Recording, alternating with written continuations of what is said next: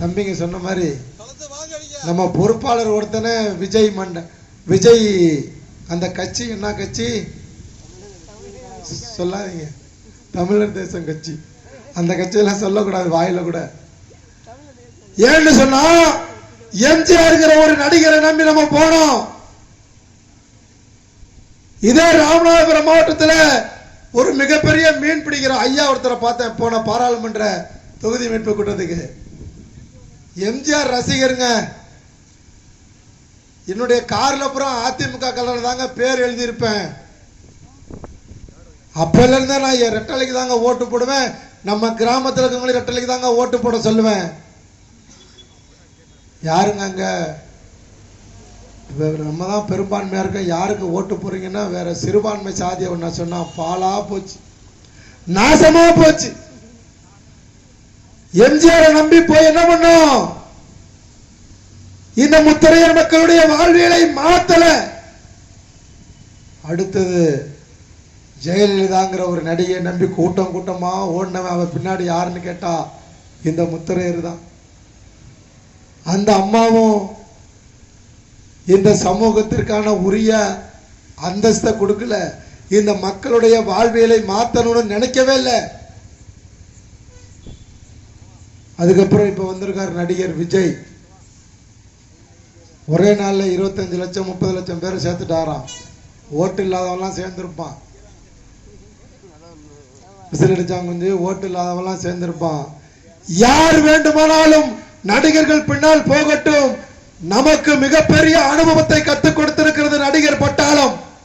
எம்ஜிஆர் துவங்கி ஜெயலலிதா வரை நடிகர் பின்னாடி போய் அவர்களை இந்த நாட்டினுடைய முதல்வர் ஆக்கியது முத்தரையர் சமூகம். எவனும் எதுவும் பண்ணல. அதிமுக மட்டும்தானா? திமுக எல்லாம் தான் அயோக்கிய பை தான். அதெல்லாம் திமுக பத்திலாம் எல்லா கூட்டத்திலையும் ஆர்டிஎஸ் என்ன ஒரு ஆள் பேசினா போதும். நாங்களாம் பேச தேவையில்லை. 30 ஆண்டு கால அனுபவம் ஆர்டிஎஸ் எனக்கு 30 ஆண்டு காலம். அதனால அவர் பேசிப்பார். யாரையும் நம்பி இனிமே நம்ம வாழக்கூடாது. நமக்கான கட்சி ஏதோ சங்கம் இருக்குலாம் சொல்லுவான். வீட்டிலே இருக்கவன் கல்யாணத்துக்கு போனா காதுகுத்துக்கு போனா அவனே ஒரு மாலையை வாங்கி கொண்டு போய் கொடுத்து அதை போட சொல்றவங்களாம் இந்த சாதியில தலைவர். திருட்டு பயெல்லாம் இந்த சாதியோட தலைவர். திருடெல்லாம் இந்த சாதியோட தலைவர். அவன் கேட்கிறான் நீதி வேணுமா? உட்கார வச்சிருக்கேன் பாரு என் சகோதரி. என் சகோதரிகள்லாம் இந்த கூட்டத்தில் வந்து கலந்துக்கிட்டு இவ்வளவு நேரம் உட்காந்துருக்கீங்க பாருங்க. மிகப்பெரிய மாற்றத்தை நோக்கி இந்த சமூகம் வீறு நடை போடுகிறது. மிகப்பெரிய மாற்றம் வரப்போகுது. தாய்மார்கள்ட்ட இருந்தாங்க மாற்றம் வரணும். மிகப்பெரிய மாற்றம் வரப்போகிறது. அந்த மாற்றத்திற்கான தலைமையை தமிழர் தேசம் கட்சி ஏற்க தயாராக இருக்கிறது. அதனால எந்த சலனமும் இல்லாம, எந்த சந்தேகமும் இல்லாம, எந்த எதிர்பார்ப்பும் இல்லாம அப்படி சொல்ல மாட்டேன். நீங்கெல்லாம் உள்ளாட்சி பிரதிநிதியா வரணும், சட்டமன்ற உறுப்பினர் ஆக்கணும், பாராளுமன்ற உறுப்பினர் ஆக்கணும். எல்லாத்தையும் அரசியல் படுத்துவதற்காக தான் தமிழர் தேசம் கட்சியை ஆரம்பித்திருக்கிறோம். எந்த உள்நோக்கமும் கிடையாது.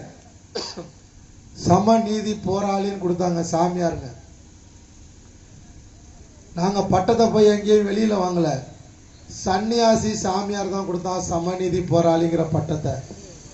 எல்லா சமூகத்திற்குமான நீதியை பெற்றுத்தரக்கூடிய வல்லமை யார்கிட்ட இருக்குன்னா பெரும்பான்மையாக இருக்கக்கூடிய இந்த முத்தரையர் சமூகத்தில் தான் இருக்கு அந்த வல்லமை.